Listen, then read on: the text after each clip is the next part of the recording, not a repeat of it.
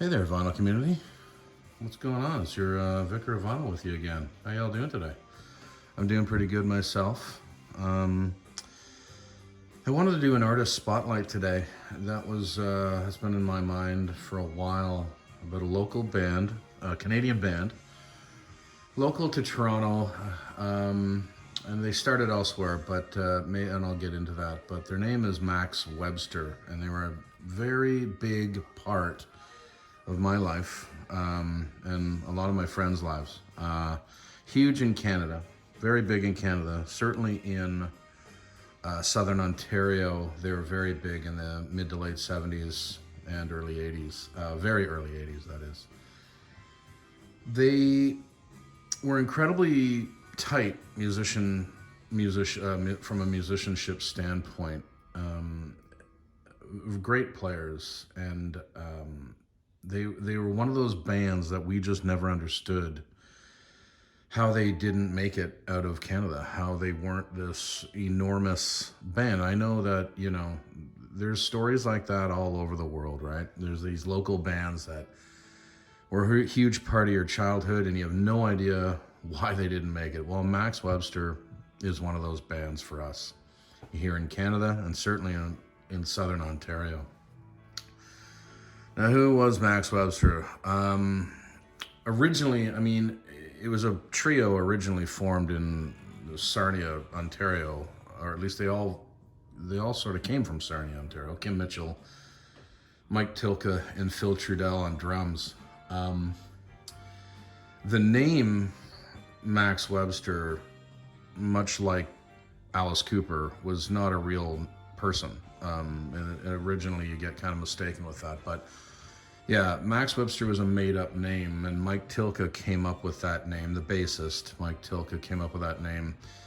He had been playing prior to hooking up with Kim Mitchell and putting Max together. He had been playing with Daryl Sturmer, who I'm sure a lot of you vinyl community guys and women will know, who are into music. Daryl is a session guitarist, plays with a lot of people, but he was famous for touring with Genesis after Steve Hackett left and on all their live performances.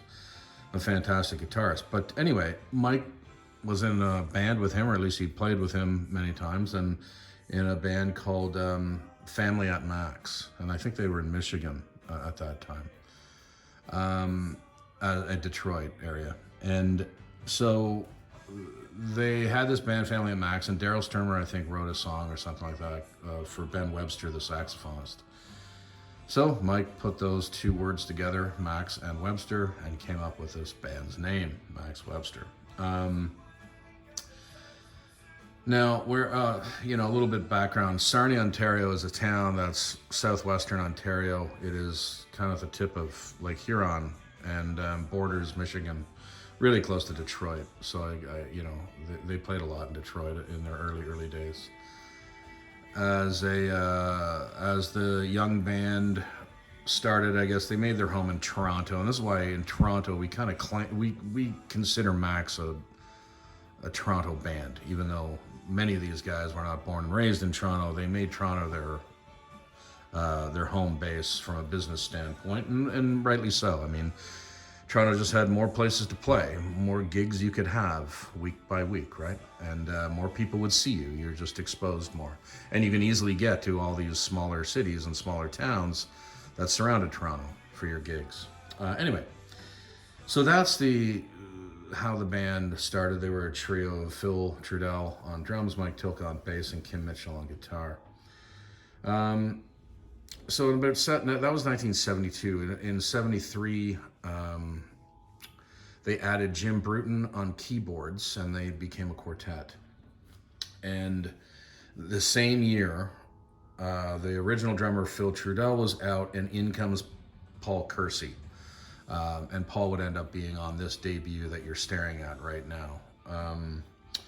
And also what they did was they replaced Jim Bruton on keys with Terry Watkinson, and Terry Watkinson would end up being in the classic Max Webster lineup. So they signed in 1975. They got their first deal with management and a label, SRO Management took them on, and they released their first record, this debut that you're looking at, in 1976. A fantastic record. Now, I believe this is on a different label to begin with, a short-lived label, but on this, for the purposes of this is on the Anthem label. And Anthem is a Canadian label founded by Ray Daniels, I believe. And Ray is the manager of Rush, and he is SRO Management, from what I can gather. So this was a great debut record. Some people call it Blockheads, but it's really just Max Webster. They didn't really, there was no name for this one. So at this point, they were touring a lot. They were playing a lot of small gigs, opening for Rush as much as humanly possible.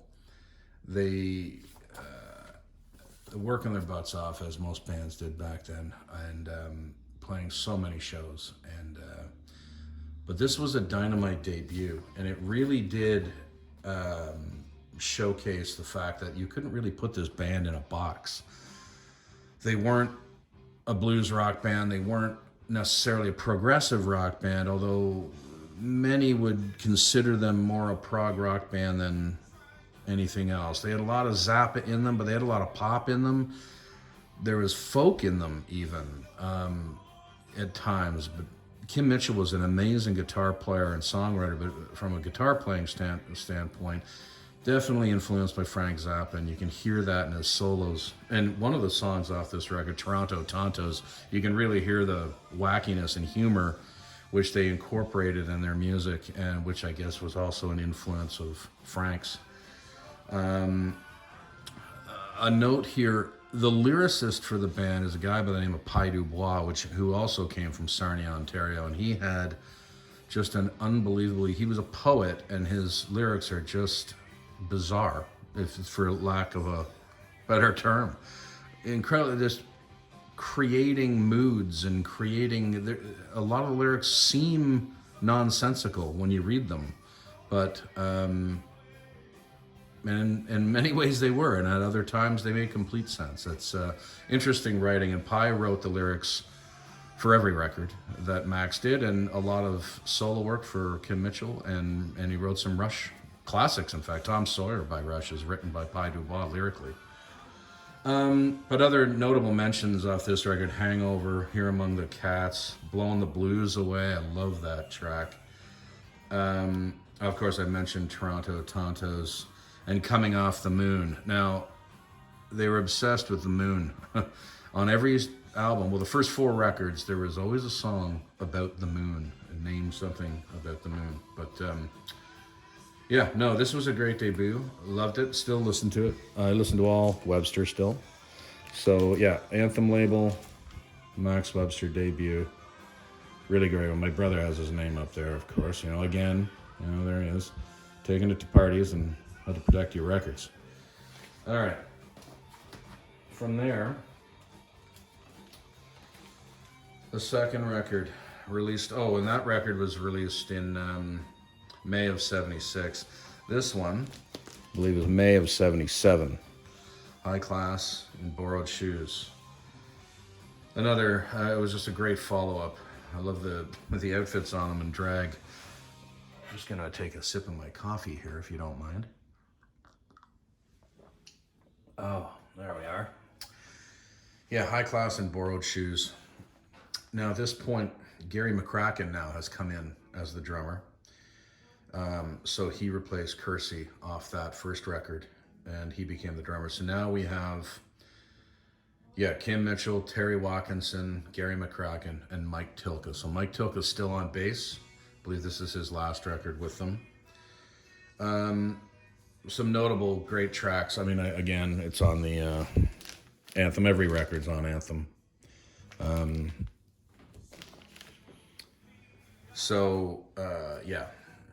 The title song, High Class and Borrowed Shoes, fantastic. Gravity, America's Veins, On the Road, and the second Moon song is called In Context to the Moon, and that one just became a classic. That In Context to the Moon was on their live record that you'll see coming up.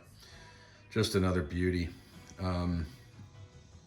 So another powerful record to follow up the first, and these guys were just working their butts off, still opening for everyone they could, consistently with Rush. I mean, they Rush supported them. I'm sorry, Max supported Rush, but Rush brought them and had them open so many shows trying to help them out. In fact, Geddy Lee was a big fan of the band. But alas, one of those bands that just couldn't make it out of this area. All right, Mutiny Up My Sleeve. In 1978, the third one. April of 1978. Now, on this record, the bassist Mike Tilka is now out, and they replaced him with Dave Miles. So there now is the classic lineup, but Mike Tilka was a big part of the band, obviously. He came up with the name. He was as a bassist, he came up with the name. He was an original member, pretty much. He was an original member. And he was on the first two records. But many people consider this the classic lineup of Kim Mitchell, Dave Miles on bass, Gary McCracken on drums, and Terry Watkinson on keyboards. Lip Service, powerhouse track. In fact, this is the album I have on in the background. I don't know if you can hear it, but this is what I'm playing on CD in the background.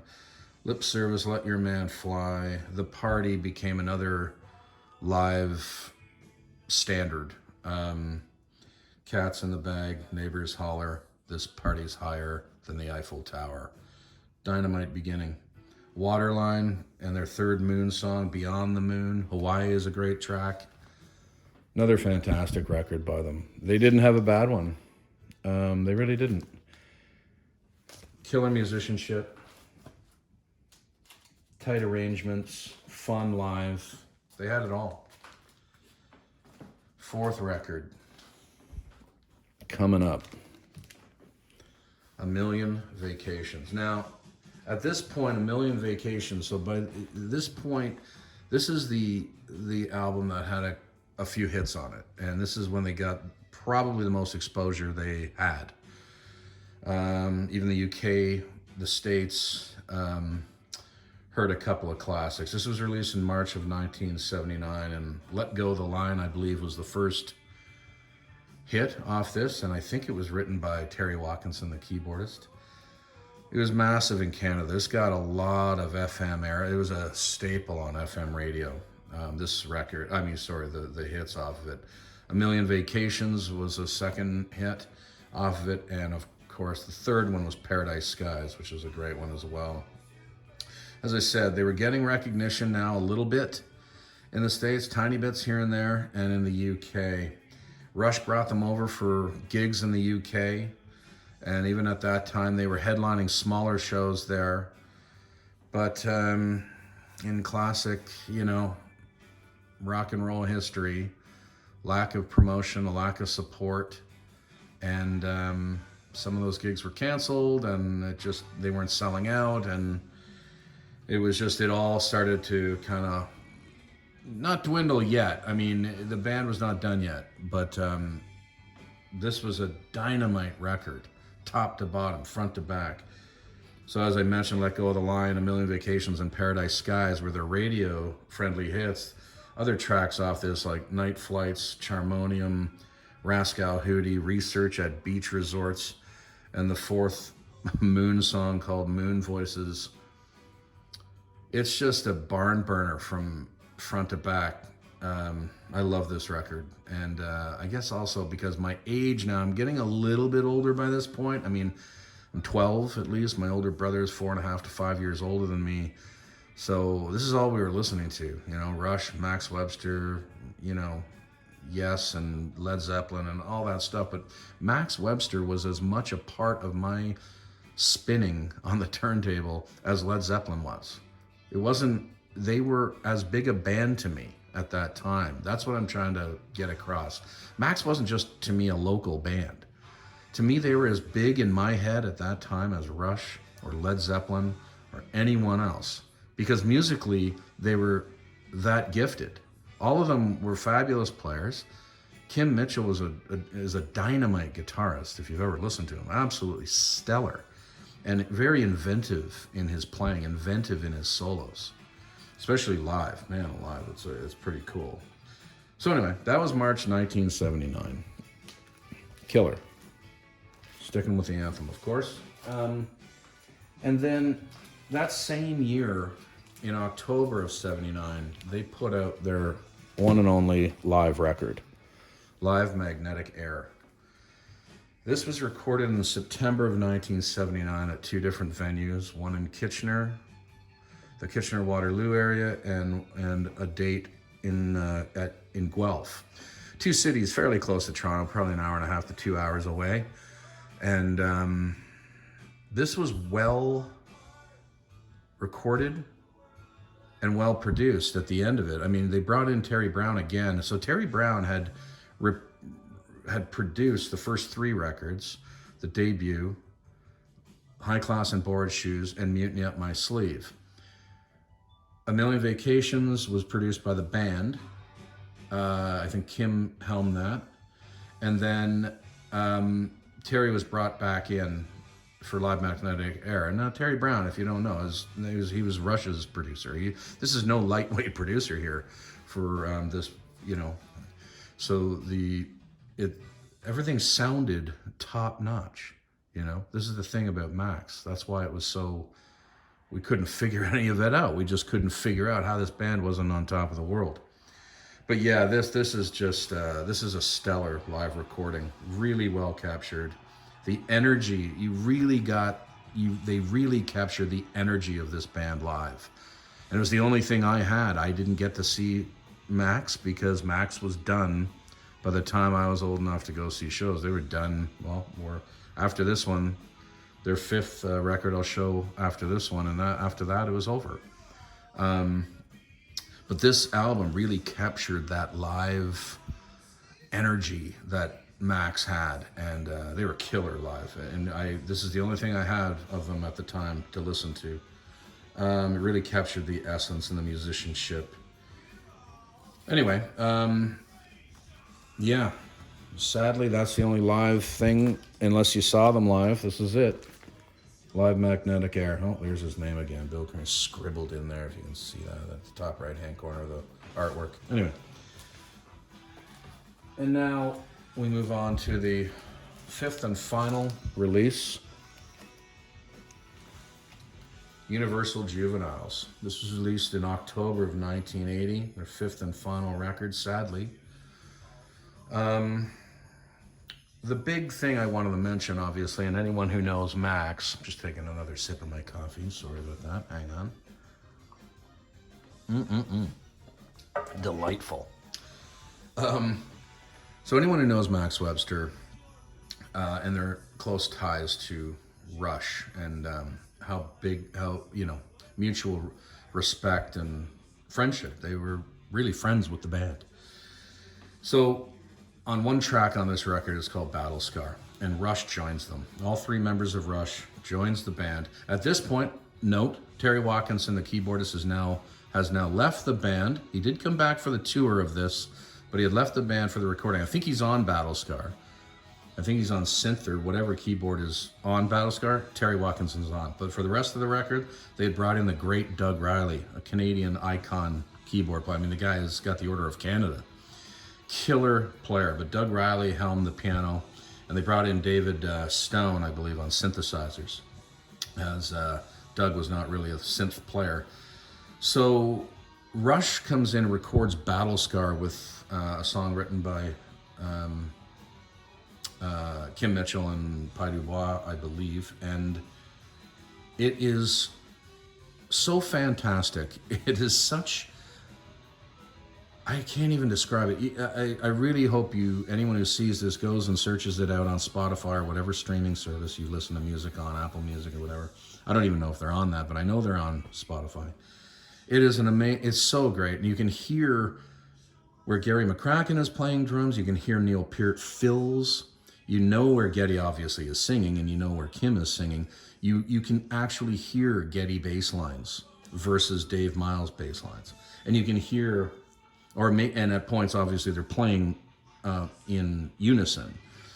And you can definitely hear Alex Lifeson's guitar solo and Kim's guitar work. It's just, it's so great. It's hard to describe. And this is also a note. This is the only album that did not have a Moon song on it. It's kind of disappointing, really. I thought it would be great if they had to finish the 5 with a Moon song. But yeah, other great songs on it. In the World of Giants is just a ripping. The guitar work in that song, and just the opening guitar is just staggering and punches you in the teeth. In the World of Giants, check. April in Toledo. One of my favorites is on the Blue River Liquor Shine. It just, that track just makes you feel like you're sitting at a cottage with your feet up, and the fire is going, and you got a beer in your hand with your buddies and just listening to Webster. It's just amazing. Chuckers, that's another one. So anyway, Terry Watkinson did rejoin Max for the tour of this, and by the end of this tour, Kim had enough, sadly, and called it quits. And that was the end of Webster. That was the end of Max. Kim went on to a